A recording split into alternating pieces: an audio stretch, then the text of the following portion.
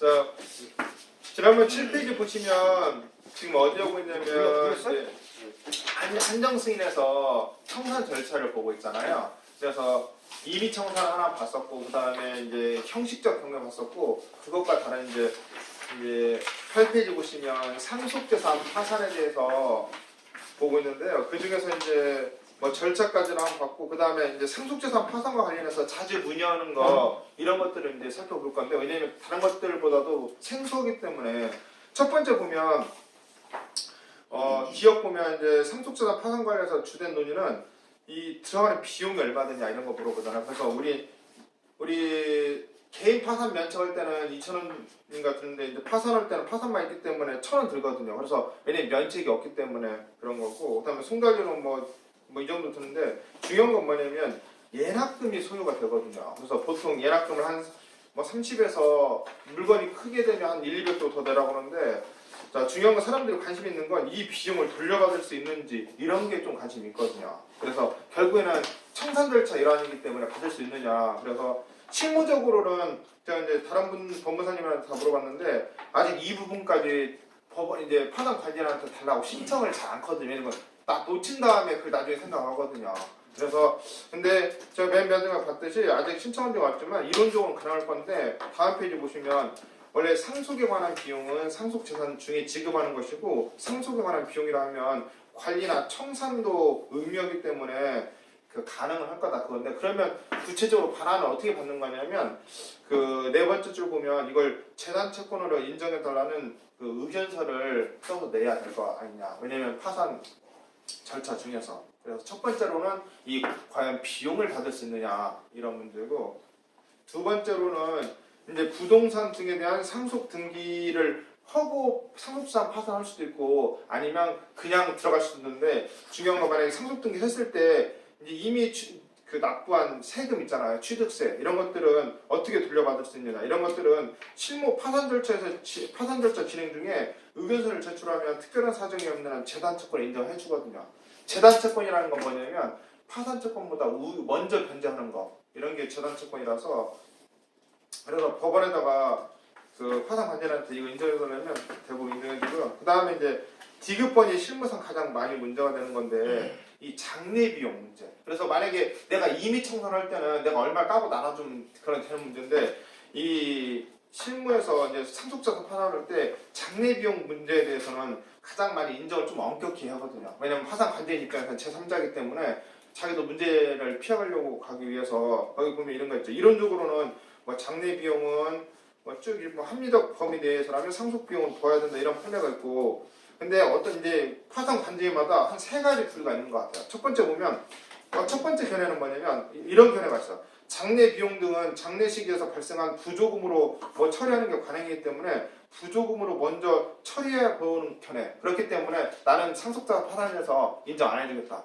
이런 견해가 있고, 다음으로 보면 그 파산 절차에서 장례 비용을 일부 인정해주는 파산 관제인도 있고, 그 다음에 그 어떤 사람들은 이제 그러면 이렇게 편법을 써요. 거기 보면 한 편 있죠. 상속 한정 승인 심판 청구서에 예금 이렇게 있을 경우에 이를 적극재산에 기입한 후에 이걸 이제 파산 관제인한테 자기한테 달라고 파산 관제인이 자기한테 주라고 하거든요. 이때 그만큼을 까고 주는 사람들 이렇게 이제 해가지고 장례 비용으로 처리했음을 부기한 후에 상속재산 파산 신청 시에 뭐 이 회생법원 에서는 뭐 장례비를 인정해주는 사례들도 해가지고 한 경우 수가 두세 가지 있는 것 같아요. 그래서 실무적으로는 이게 뭐 어디 책에 있는 게 아니라서 이제 약간 논란이 있다 거죠.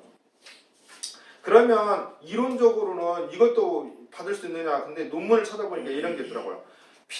거의 뭐 굵은 걸 올렸죠. 피상속인의 장례 비용은 상속 채무가 되고, 나아가 이러한 채권은 파산법상 재단 채권과 마찬가지로 취급하는 것이 취급되는 것으로 하여가지고 상속 자산으로부터 다른 일반 상속 채권보다 우선하여 변제되어야 한다고 보는 어떤 논문이 있거든요. 우리 박광정 판사님의 이 재판 자료집에 보면 이 부분에 대한 언급이 있습니다. 그래서 우리가 나중에 다툴 때 보면 이걸 이제 인정해달라고 할 때 그 근거는 이 논문을 인정해야 되는 거거든요. 그래서 제가 필요한 부분을 찾아놨고요.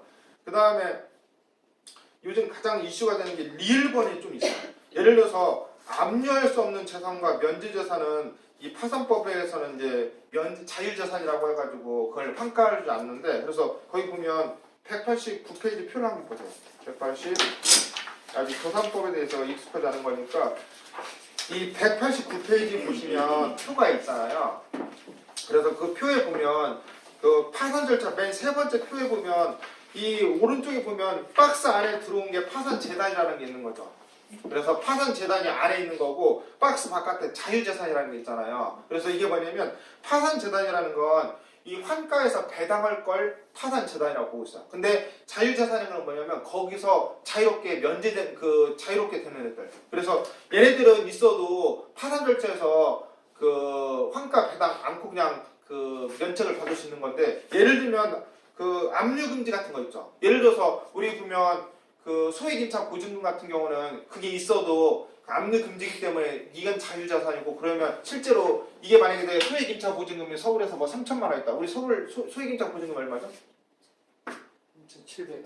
3,700. 자, 얼마 1,100 이하 임차인율이 3,700이잖아요. 그래서 만약에 내가 보증금이 3천만 원 있다고 하면은 이 사람은 그 3천만 원 갖고 파산 면제를 받는 거예요.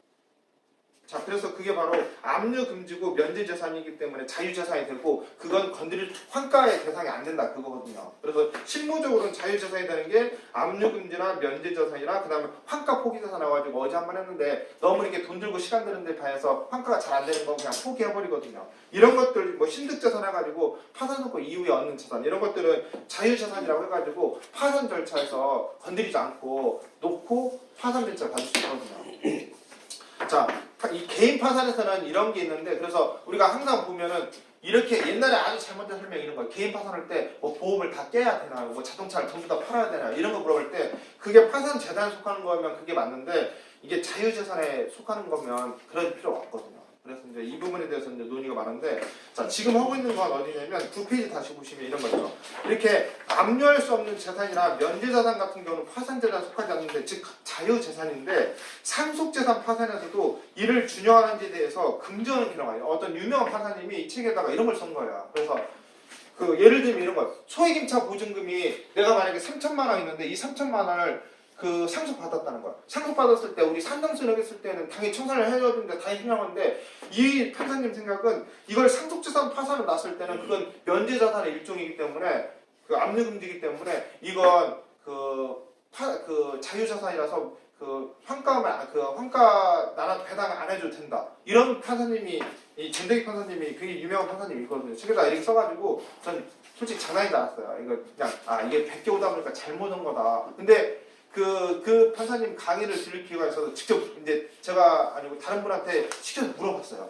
이게 당신 글에다가 책에다가 이렇게 썼는데 이게 진짜 맞냐고 했더니 그 판사님이 맞다는 거예요. 그래, 그 근거는 뭐냐 했더니, 한정시인의 청산 절차하고 상속재산 파산이라는 절차는 제도가 다르다. 취도가 다르기 때문에 여기서는 이 면제재산이나 압류금지라는 게 파산법에 있기 때문에 어쩔 수 없는 거고, 그게 뭐 일반 청산 절차하고 다를 수 있다. 이렇게 보시는데, 아무튼 우리 상식적으로 이해가 안 가죠. 왜냐면 똑같은 결과인데 여기로 가면 이렇게 가고 이렇게 가는데, 아무튼 이런 견해가 있어요. 그래서 요즘에는 이게 압류할 수 있는 재산이라 면제재산 같은 경우는 상속재산에 포함되지 않는다. 이런 견해가 여기만 나타나는 게 아니에요. 그래서 이 부분에 대해서는 한번 보시죠. 우리가 이제 하급심 판결에 대해서도 이런 게 있거든요. 그래서 거기 보시면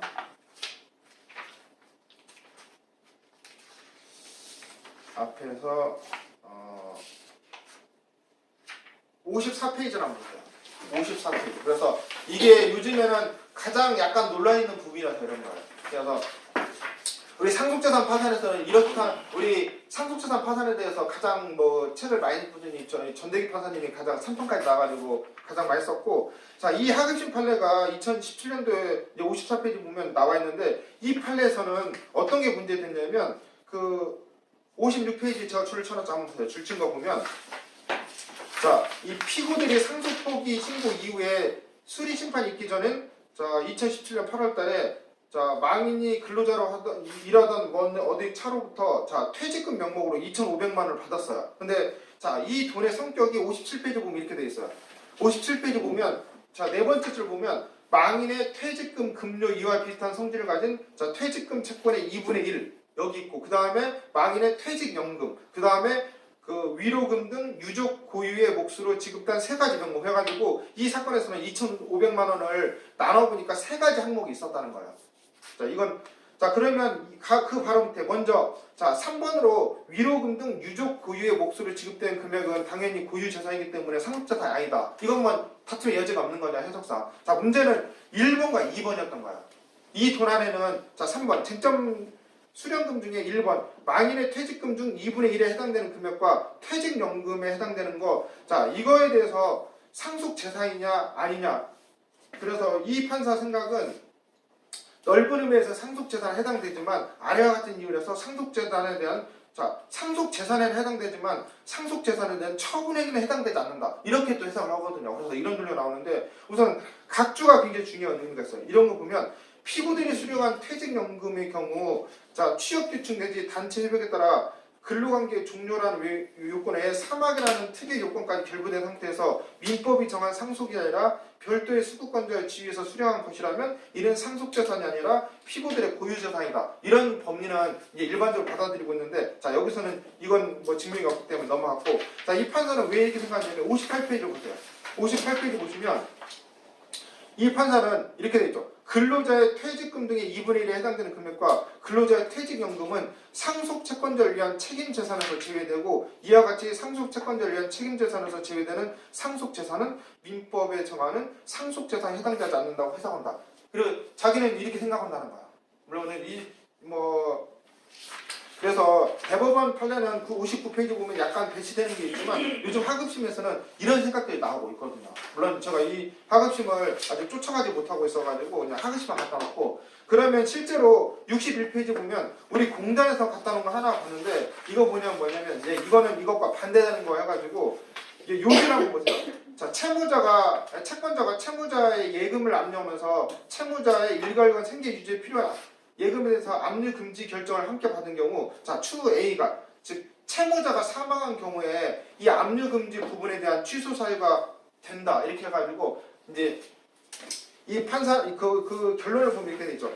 대구지방법원에서는 A가 사망한 이상 A 명의 예금 채권은 A와 생계 유지와 관련이 없는 것으로 보이는 점, 그다음에 민사집행법에 따르면 압류가 금지된 예금을 규정한 시준이 종합해 올 때 신청인 이 사건 압류금지 범위명의 이유가 있다 해가지고 결론은 뭐냐면 채무자가 사망한 이상 채무자의 생계 유지를 위해서 압류금지가 유지될 필요가 없다 해가지고 이제 우리 공단에서 지식관리 운영하는 거 하나 갖고 왔거든요. 그래서 이제 이게 이 생각이 맞다는 생각도 있고 뭐 다르다는 생각도 있거든요. 그래서 우리가 보면 뒷분 책에 보면 압류금지라는 게 채무자만 위한 거냐 또는 채무자의 가족을 위한 거냐 이런 논리가 있어요. 그래서 일본에서는 그런 게 있대요. 일본에서는 압류금지의 범위 변경이나 이렇게 취소할 때 가족도 신청권이 있대요. 근데 우리나라는 그런 게 입법이 안 돼가지고 뭐 그런데 아무튼 이제 논문에 보면 그렇게 있는데 우리 사례에서는 그렇게 부정을 했는데 여기서 볼 건 62페이지 한번 보세요. 62페이지 보면 주문을 볼 필요가 있는 거예요. 사람들이 가장 어려워하는 게 뭐냐면 압류금지 범위 변경은 뭐 취소한다 그런 게 있어가지고 우리 공식 홈페이지에 있어요. 근데 사람들이 물어보는 건 이 반대의 경우는 어떻게 할 거냐. 그 청구 취지가 이렇게 돼 있는 거예요. 그 주문을 보면 이렇게 돼 있죠. 그 추심 명령 중에 여기 보면 단 민사집행법 제 1호 7호에 의해서 압류가 금지된 예금을 제외한다 이 부분 있죠. 이 부분을 취소한다 이렇게 돼 있는 거라. 그래서 이 사람들이 우리가 이제 필요한 지식은 이건 가치 판단 문제니까 사람마다 압류금지가 상속이 될 수도 있고 안 될 수도 있다. 그건 가치 판단 문제니까. 근데 이 사람들이 물어보는 건 이 주문을 어떻게 쓰느냐 이거야. 그래서 우리 그 반대의 경우는 우리 홈페이지에 있기 때문에 다 아는데 이 반대의 경우는 모르죠. 그래서 여기 보면 다 이렇게 쓰거든요. 그래서 단서를 취소해달라. 단서를 취소하게 되면 전부가 되는 거잖아요. 그래서 이렇게 되는 거죠. 그래서 우리 대구 법원에 나온 거 우리 홈페이지에 보면 우리 지식관리에 보면 나와 있는데 여기서도 이제 앞에 있는 판례하고 좀 생각이 다른 거예요. 그래서 이 부분은 지금 논란이 있는 부분이거든요. 그래서 모든 게 다 나와 있는 게 아니라서 이 판사 생각이 옳을 수도 있고 어떤 사람이 보기에는 이건 생각이 다를 수도 있는 거라서 중요한 건 이건 사람들마다 좀 논란이 있는 부분이다 해가지고 왜 이걸 했냐면 다시 9페이지를 보세요. 이 부분과 관련이 있는 거죠. 9페이지 보면 지금 어디 오고 있냐면 이거죠. 압류할 수 없는 재산과 압류할 수 없는 재산은 이제 파산 재산에 속하지 않는데 상속 재산 파산에서도 이게 준용된다는 생각을 가진 분이 계시단 말이에요. 근데 그것도 뭐 굉장히 권위 있는 이 파산법에서 권위 교과서를 쓴 사람이 몇 명 안 되거든요. 그래서 그 판사님 쓴 거라서 무시할 수 없는 그런 견해거든요. 그리고 제가 직접 물어봤고. 그래서 자, 그다음에 10페이지 보시면 이렇게 되죠. 자, 10페이지 보시면 이제 미음부 부분이 이렇게 있죠. 그 상속 재산 중에 자동차 같은 문제가 있거든요. 이런 경우에 가압류나 과태료 등으로 상속 이전 등기나 폐차가 어려워가지고 상속 재산을 파산을 신청하는 경우 해가지고 우선 각주 4번을 보세요. 각주 4번 보면 자, 이런 견해도 있어. 채권자 목록에 과태료 등이 전부 기재되어 있는 경우 상속 한정 승인 후에 폐차가 가능한 경우도 있고, 자, 자동차가 없더라도 근저당권 등의 이해관계가 없다면 일정 경우에 자동차 멸실 사실 인정을 받아가지고 폐차할 수도 있다 해가지고 이런 제도가 있긴 있어요. 그리고 제가 지식관리에 올려놨듯이 올려놨나 안 올려놨나 모르겠는데 올려놨구나. 거기 보면 이 부분에서 책이 하나 있잖아요. 그래서 이 대표차 소송 실무라는 그런 어떤 단행법 책, 어떤 변호사 사무장 분이 쓴 그런 책도 있는데, 그래서 이 분야에 대해서 독자적인 논의가 그 워낙 많기 때문에 우리나라 그 대표차가 100만 대 이상이 나오더라고요. 그래서 이런 문제가 많은데 이제 거기서 그런 부분이 있고, 다시 본문에 보면 자, 이런 경우에 대부분 이런 차 같은 경우에 그 두 번째로 보면 한정승인 후에 상속재산 파산했는데 회생법원에서는 뭐라고 했냐면 환가 포기서를 제출하고, 그런데 이거 돈이 안 되니까 그냥 포기해서 이걸 내라고 했는데, 그럼 한정승인 한 사람이 이 환가 포기 이렇게 놔두고 할 경우엔 그 아무 문제가 해결 안 되니까 막 찡찡 되니까 법원에서는 그 한정승인을 하여도 환가 포기할 경우에 자, 이렇게 주장하자 이렇게 해서 법원에서 판사님이 파산관계인한테 그럼 이 폐차 처리를 좀 도와줘라 이렇게 하니까 파산관계인이 자동차 폐차 처분 허가 신청을 내가지고 이 6개월 이내에 그래서 처분을 했고, 그 다음에 뭐 과태료 이런 것들은 좀 깎아준 그런 사례가 있어가지고 갖다 놨거든요. 그래서 실제로 보면 이 사례를 제가 어디다 갖다 놨냐면 그 190페이지 보시면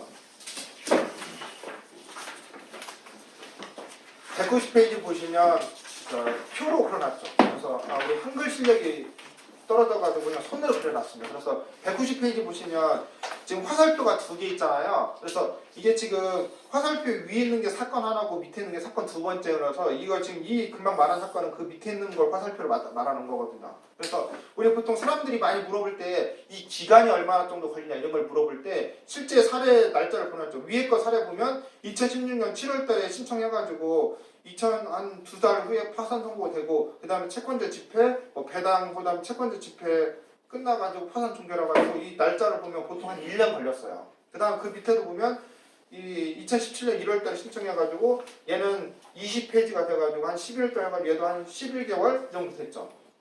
그래서 보통 이 정도 시간이 빠르면 한 1년, 좀 걸리면 2, 3년 이 정도가 정답인 것 같아요. 왜냐면 다른 건 파산 선고까지 한두 달 걸리고, 그 다음에 환가하는 시간이 걸리거든. 그 다음에 환가한 다음에 배당하는 또 시간도 걸리고 이런 것들이 걸려가지고 시간이 좀 걸리는데, 그래서 이 위에 이 두 개는 실제 기록을 제가 보고 날짜를 다 적어놓은 거거든요. 그래서 요즘은 저는 실제 기록 봤는데 그 이제 보셨는데 요즘은 법원에서도 그 기록을 섣불리 잘 볼 수가 없다고 그러거든요. 그래서 제가 이 기록을 다 추적을 해가지고 써놓은 거기 때문에 나중에 이제 이거 한번 참고하시면 될 것 같고요.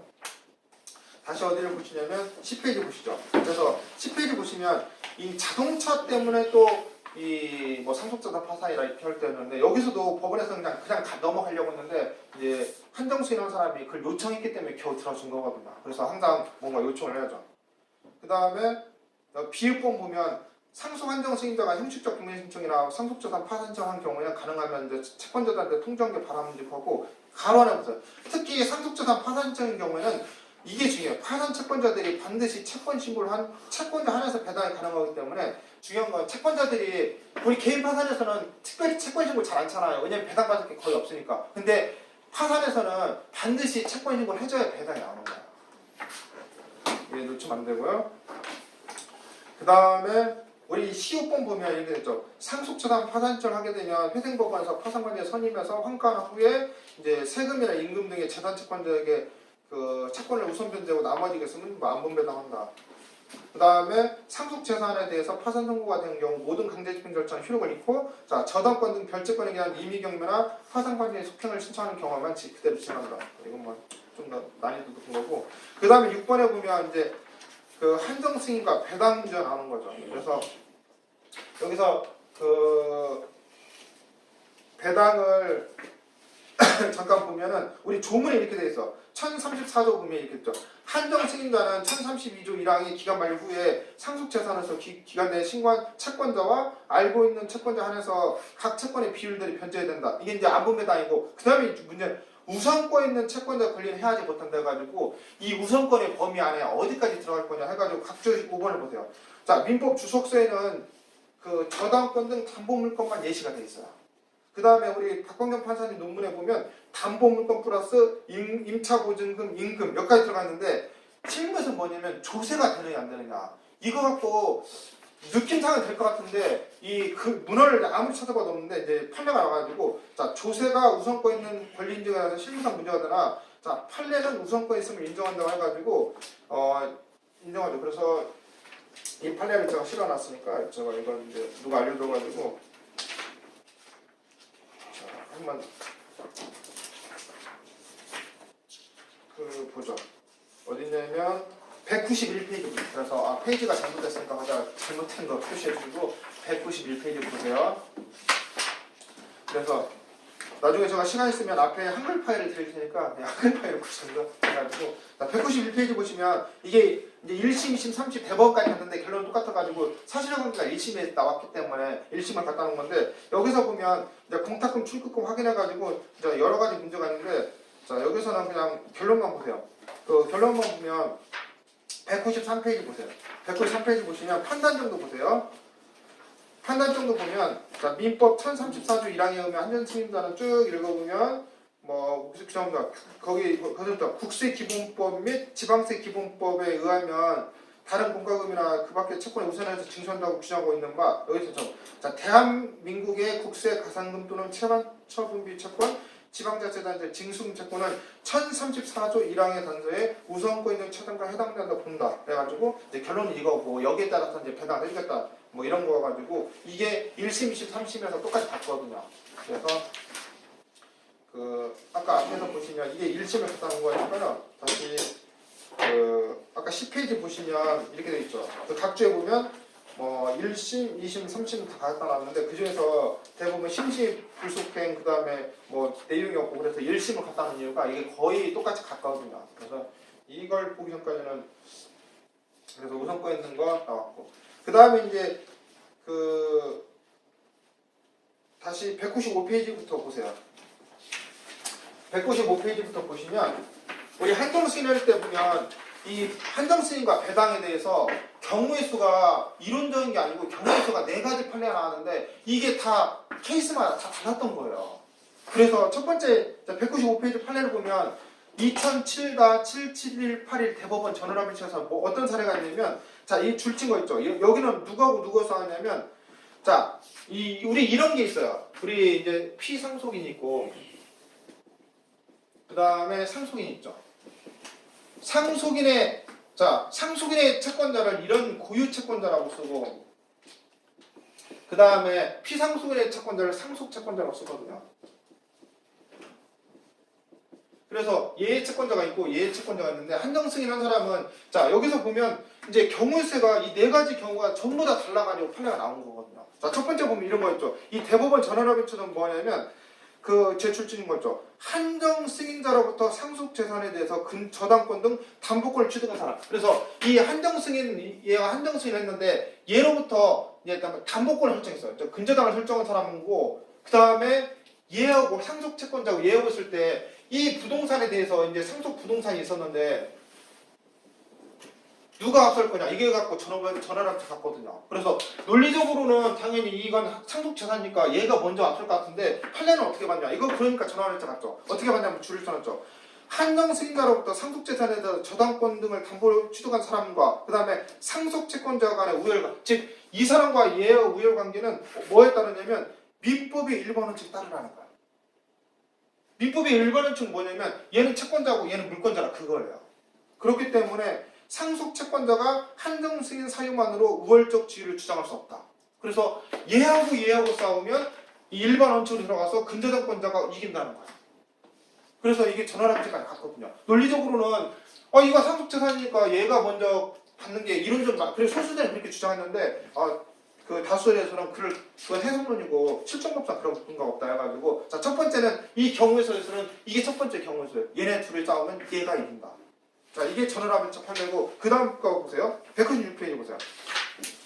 196페이지에서는 누가 싸우는 거냐면 자 보세요. 그 2번 그 줄을 쳐놨죠. 거기 보면 상속 재산에 대해서 줄 친 거 보면 상속 재산에 관해서 담보권을 취득하였다는 등의 사정이 없는 이상, 즉 얘가 이제 아까 전원합의체에서 얘가 담보권 설정하면 얘가 이긴다고 했으니까 이 경우를 제외하고 누가 싸웠냐면 한정 승인자의 고유 채권자. 자 여기 있죠. 한정 승인자의 고유 채권자 얘하고 만약에 상속 채권자 얘하고 둘이 싸우면 누가 이길 거냐면 자, 상속 채권자가 상속 재산으로부터 채권을 만족을 받지 못한 상태에서 상속 재산을 고유 재산에 대한 책임자로 삼아 이에 강제 집행할 수 없다. 그래서 얘네 둘이 싸우면 또 얘가 이긴다는 거야. 자, 그래서 이게 두 번째 경우의 수예요. 그래서 거기 있고 그 다음에 세 번째 경우의 수는 199페이지로 보세요. 이게 네 가지 경우의 수가 있기 때문에 이미 다 판례가 나왔기 때문에 자, 네 번째 보면은 자, 199페이지는 뭐냐면 자, 여기 제 줄을 쳐놨죠. 여기는 뭐냐면 민법 1037조 민사집행법 274조에 따른 뭐냐면 이게 바로 형식적 경매죠.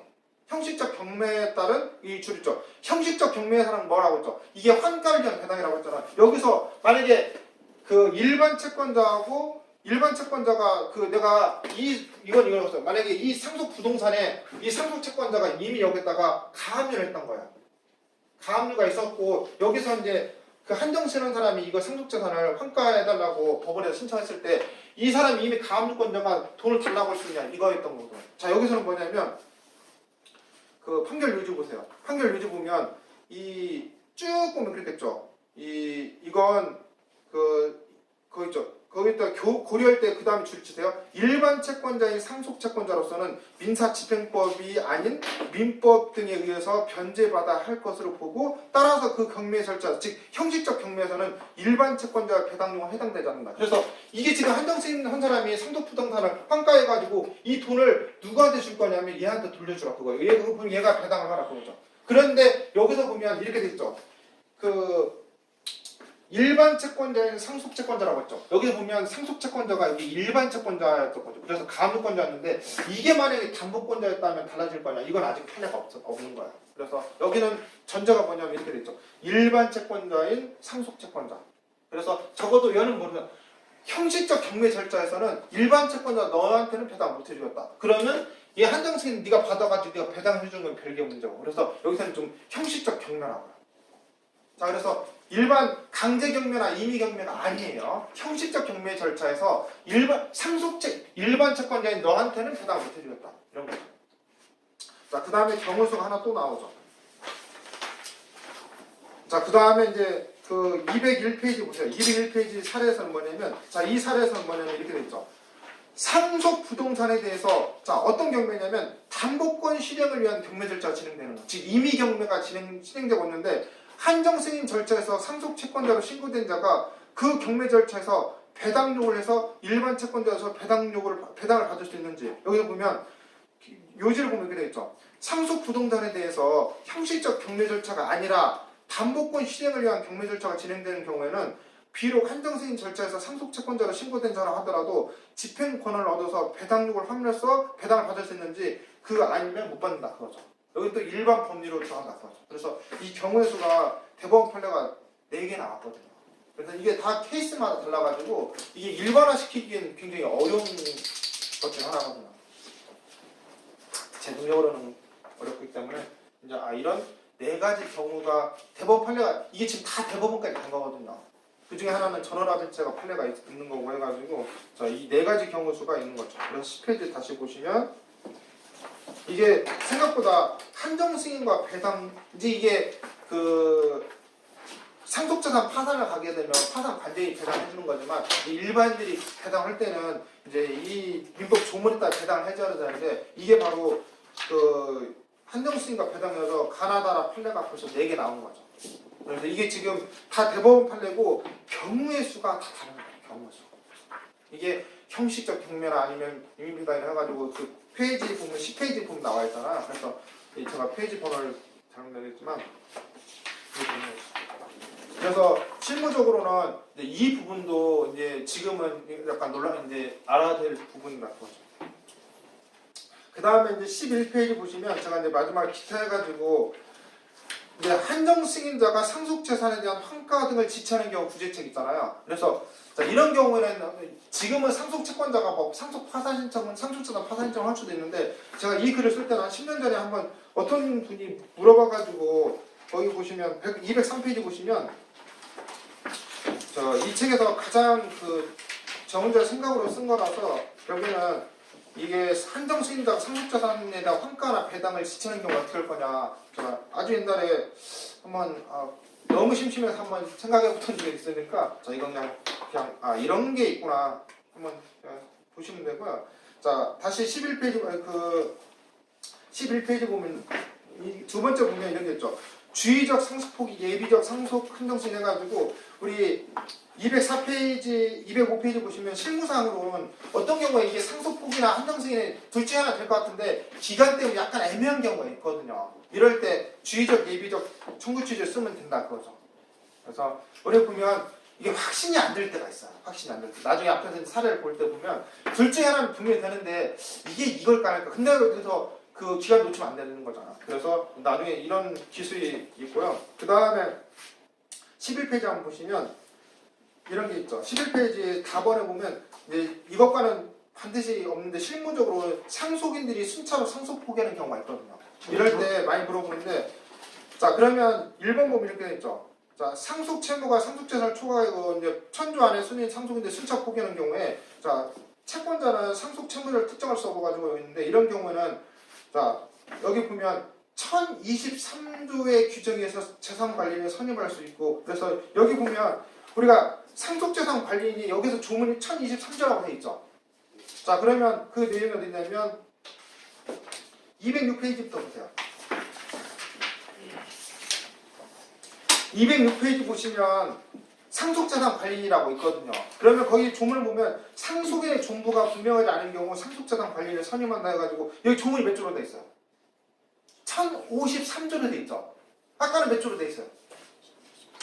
1023조가 있어요. 그래서 우리가 보통 이제 그러면 1023조고 1053조가 어떻게 다른 거냐 이걸 저도 몰랐는데 210페이지 보세요.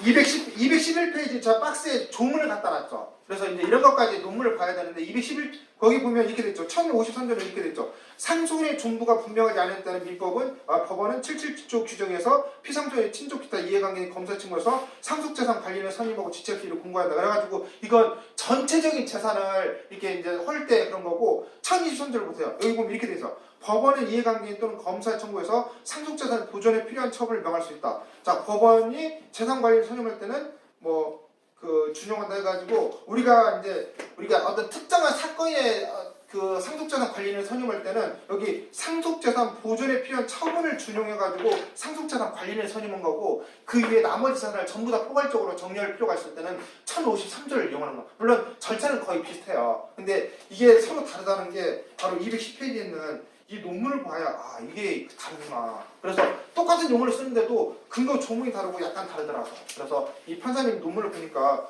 1023조에 있는 건 우리 재산관리라는 용어를 쓰고 1053조라는 건 상속재산관리라는 용어를 쓰는 게 맞다. 이렇게 주장하시더라고요.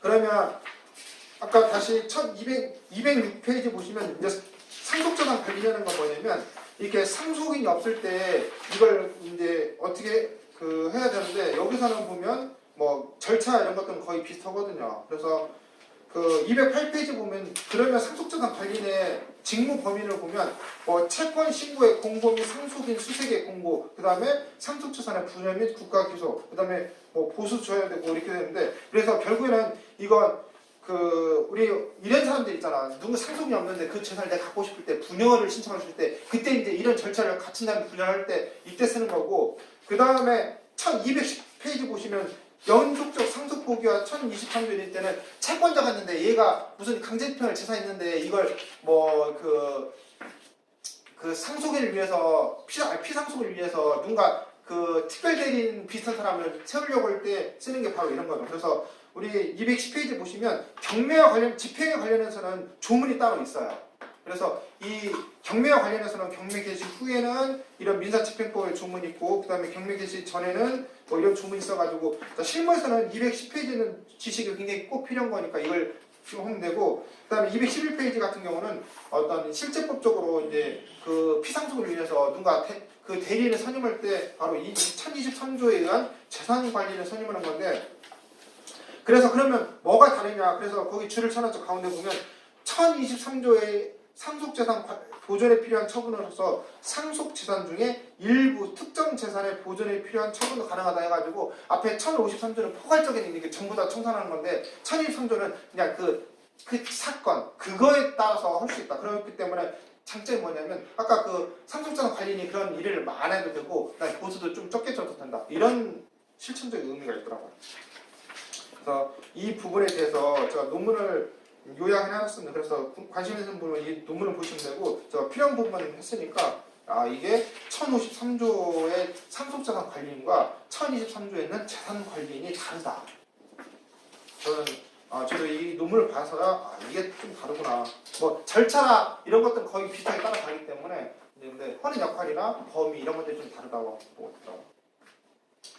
자, 그 다음에 다시 각 11페이지 보시면 이번에는 한정 승인이나 포기를 취소할 수 있거든요. 그래서 213페이지 보시면 우리 민법 213페이지 보시면 이렇게 되죠. 사기 강박 착오로 한 한정 승인이나 포기는 포기 신고를 취소할 수 있다 해가지고 뭐 일정한 기간 제한도 그래가지고 가사소송 규칙에 보면 이렇게 있고 그러면 이게 조문상의 문제인데 실제로 214페이지 보시면 2007년도에 상속 포기를 취소한 이런 실제 사례가 있거든요.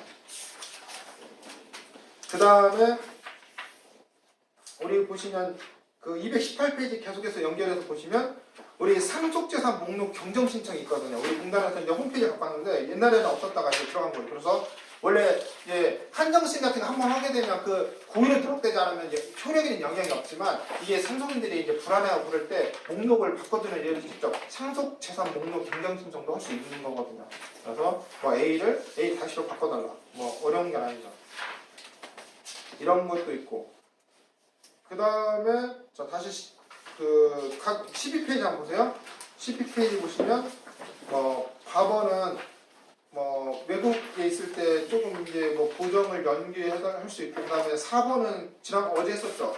상속 한정 승인한 사람이 피상속 부동산을 경매를 통해서 매수할 수 있다고 이게 중요하고 그 다음에 R번을 보면 우리 사람들이 많이 물어보는 게 이 신문 공고를 안 하면 어떻게 되느냐. 첫 번째 물어본 게 신문 공고를 5일 안에 하게 돼 있거든요. 안 했을 때 그 효력은 영향이 없는 거거든요. 그 다음에 신문 공고도 조차 안 했을 때도 여기 보면 우리 대부분은 그게 이제 기회를 부여하는 거기 때문에 뭐 약간 손해배상은 있을 수 있어도 특별한 뭐 한정세 효력이 영향을 미치는 건 아니다. 이렇게 보고 있거든요. 뭐 그 정도 보시면 되고 그 다음에 특이한 특별 한정 승인해가지고 실무적으로는 이제 제가 해본 것 중에 어떤 게 있냐면 자 이런 게 있어요. 예를 들면 부동산 지분의 가액이 공시지가가 소득재산을 추가하는 경우 특별 한정 승인이 가능한데 해가지고 이런 게 물어보는 거죠. 그래서 그 빚과 자동차 가격이 거의 비슷비슷하거나 이런 때 한정세를 안고 있다가 나중에 보면 빚이 조금 더 많은 경우 이런 게 있을 경우에 자 채무는 금전으로 정확히 계산이 가능하지만 적극적 즉 부동산 지분이나 자동차 이런 것들은 감정평가를 전제로 한 것이기 때문에 가치가 딱 정해지지 않은 것이라서 공시지가 이하 가치밖에 없다는 취지를 해가지고 뭐 한정세를 받아주는 경우가 있거든요. 그래서 제가 실제 예를 맨 마지막에 한번 넣어놨죠. 그래서 거기 보시면 이제 220페이지 있는 게 이런 거죠. 그래서 이 사례는 어떤 거냐면 사례를 보세요. 자 의뢰자들은 이름 잘한다. 이게 이제 미성년자인데 망인은 자 돌아가셨고 상속 재산이라고 자동차밖에 남지 않았고 자동차 등록 원부에 분명히 할부금이 얼마라고 써 있었어요. 그리고 상속 페이지 당시 의뢰자들은 당연히 알고 있었고 자 의뢰자들은 뭐라고 생각했냐면 뭐 자동차 할부금 채권자한테 이 자동차 넘기면 된다고 생각해가지고 있다가 나중에 이제 계속 돈을 달라고 하니까 했을 때 이때 특별 한정세를 할 수 있느냐 이런 문제가 됐었던 거거든요. 그래서 여기 제가 줄을 쳐놨죠. 추가적인 새로운 상속 채무가 나타나지 않았는데도 사망 후에 3개월이 지난 시점에서 이제 특별 한정세를 할 수 있는지 해가지고 제가 뭐 해석론 해가지고 논문 같은 걸 봤더니 이런 게 있더라고요. 뭐 이런 거 해가지고 요건이 있고 해서 결국에는 이런 경우에도 제가 이 빚은 딱 정해져 있지만 자동차 가격이라는 건 변동이 되는 거기 때문에 뭐 나한테 뭐 중과실이 없었다 해가지고 했더니 뭐 받아주더라고. 그래서 통지를 했던 거고. 그래서 결국에는 뭐냐면 뭐 요즘은 그 한정 승인을 판사님이 했었고 지금은 사법 보장을 하거든요. 그래서 지금은 좀 더 까다로워요. 사법 보장을 하기 때문에 더 까다롭긴 하지만 그 왜 이런 걸 뭐 해줘도 큰 영향이 없냐면 바로 이런 것 때문에 그런 거죠. 그래서 거기 몇 페이지 보시냐면 마지막으로 6페이지 한번 보세요. 나중에 보면 그 이제 애매한 사건 중에 법원에다가 왜 네가 해줘도 괜찮다 이걸 쓸 때 논거를 쓰면 답을 보세요. 한정승인의 효력을 보면 이렇게 됐죠.